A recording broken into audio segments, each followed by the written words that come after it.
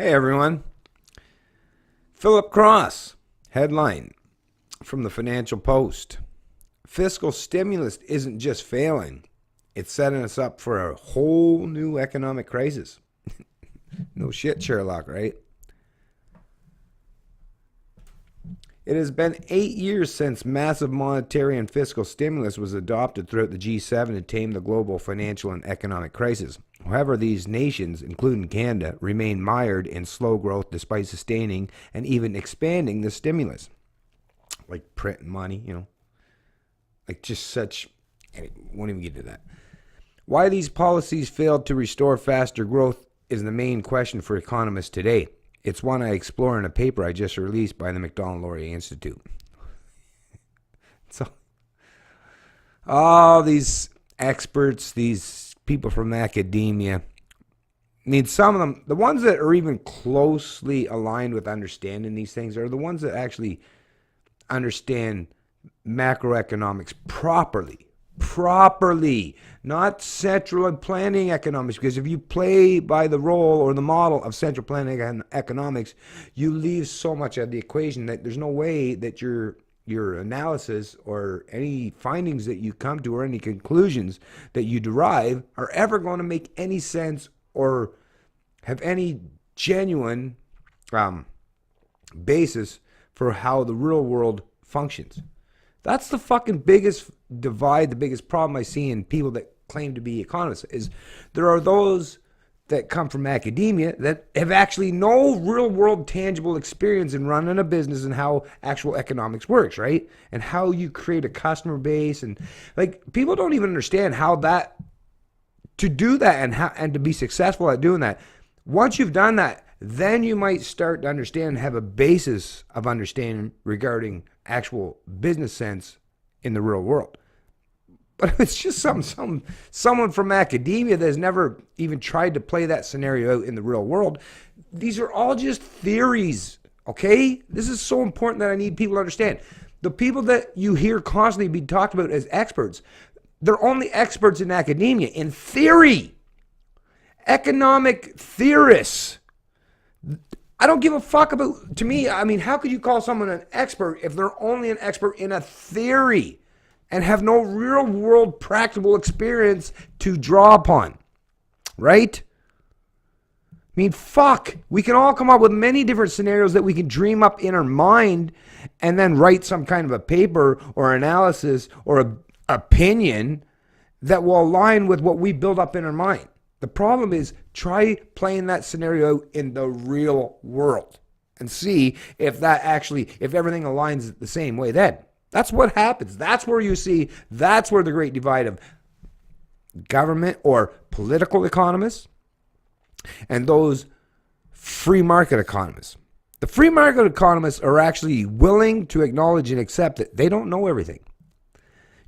People like Adam Smith that understand the invisible hand and the fact that markets aren't some giant monolith or collective like the Borg.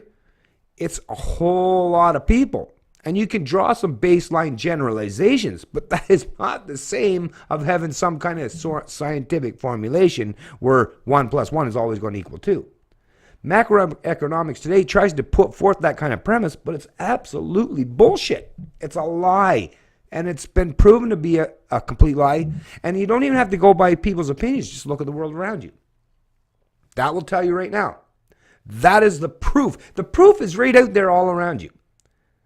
That centrally planned economies always fail because these economists that are central planners, they're control freaks and sociopaths. So they don't want to even take into account the thought processes, the reasoning, the logic, or the decisions of the general population or the masses or individuals in particular or business execs.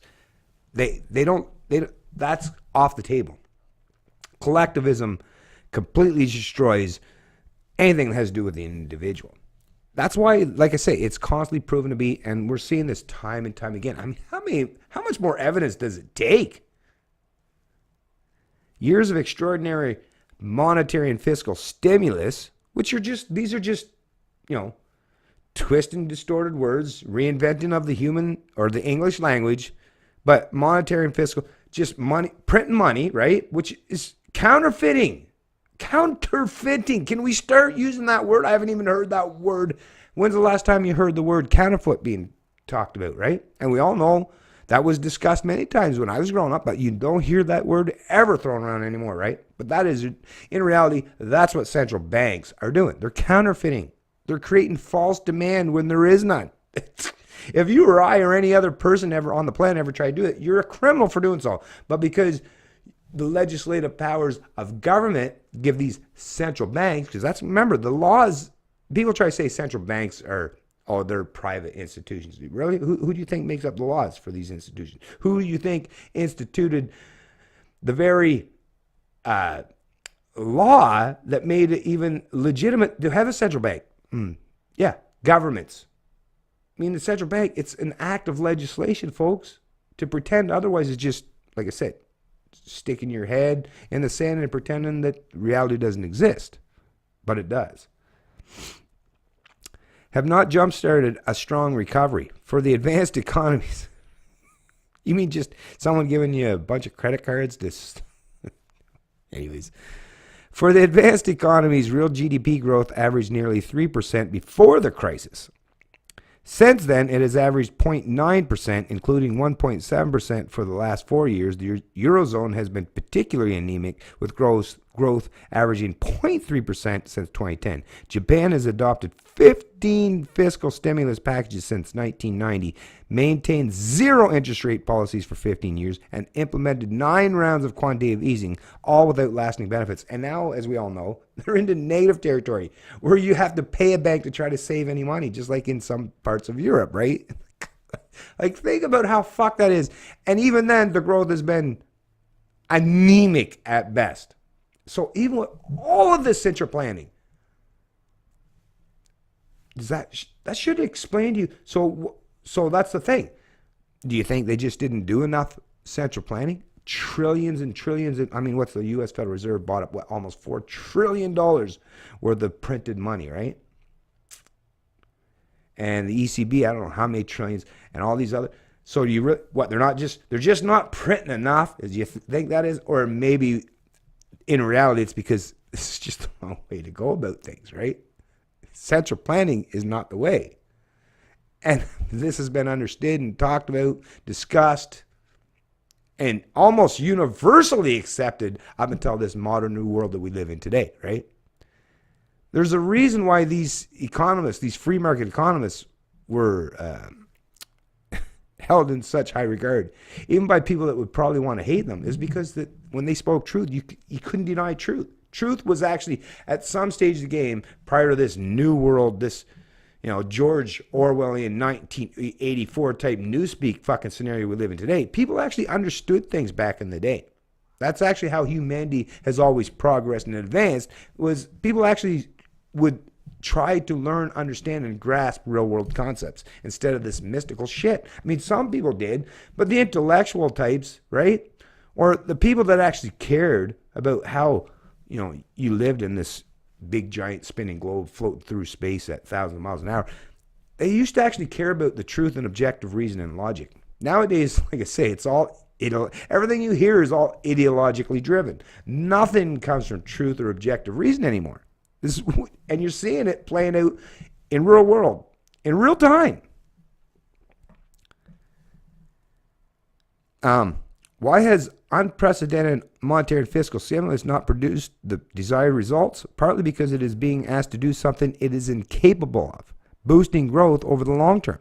Some analysts go further, or some analysts go further, arguing that the very policies designed to boost growth in the short term subtract from it in the long term. Stimulus partly works by shifting demand from the future to the present via more borrowing and risk-taking. Well, of course. If you borrow now, it's going to mean you're going to have left to spend in the future. I mean, that only makes fucking sense. Jesus Christ, people. No matter what, even if you get raised in the future, no matter how, whatever other kind of scenario you try to pay, say in the interview, say you're going to be richer in the future. Well, if you take and assume more spending now, it's still going to detract from that. If you spend less now, you're going to have more at the end, no matter what level you're talking or discussing. right? I mean, come on, people. Let's just use common sense here, right? Stimulus partly works by shifting to, at a deeper level, emergency levels of monetary and fiscal stimulus were never intended to be sustained for a long period because of the distortions they introduce into a wide range of decisions about saving, investing, and borrowing that lower long-term potential growth. Psychology, right? Human psychology. You're not just changing short-term little things. You're not just fucking moving chess pieces around on the board. You're changing human psychology, and you don't think that's going to have long-standing ramifications? Of course it is.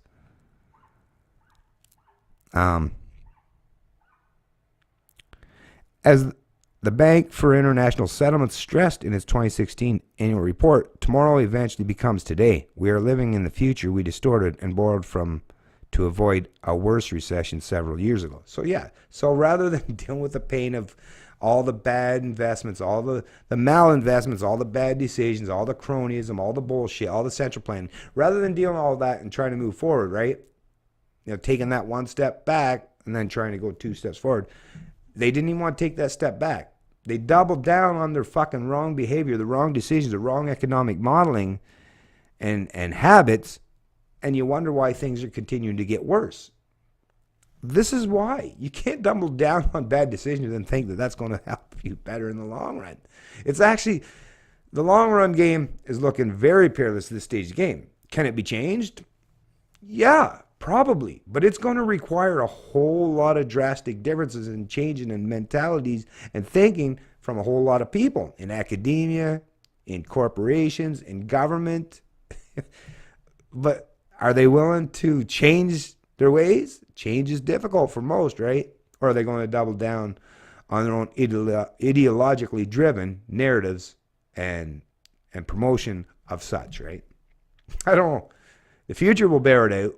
We'll find out in the long run. This is the Canadian Libertarian, and I love liberty.